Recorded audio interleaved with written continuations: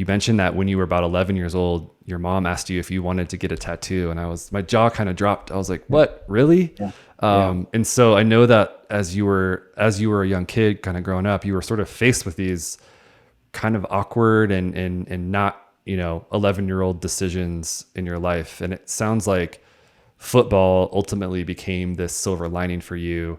It kind of helped you with your involvement in school, which I know we'll get there as well. Sure.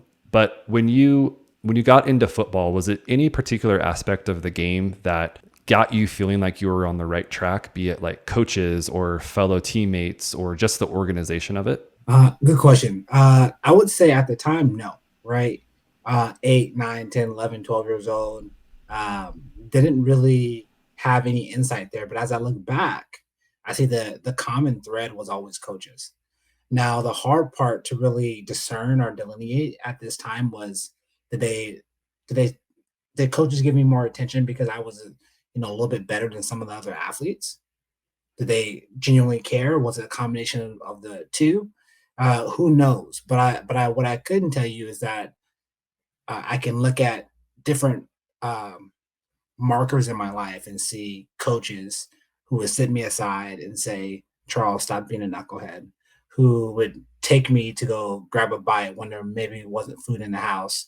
Who could be a couch to sleep on when there might be unrest in the household?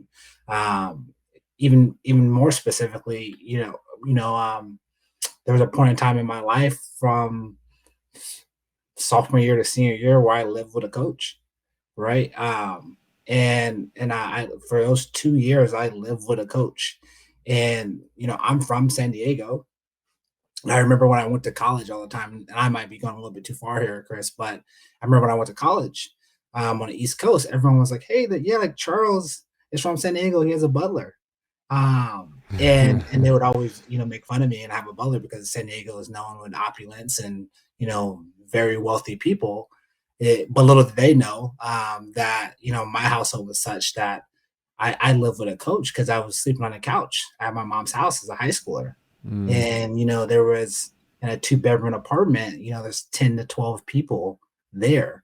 And just to even have a square spot to do your homework was difficult. So yeah. that was a little bit of just how I saw coaches play in my life.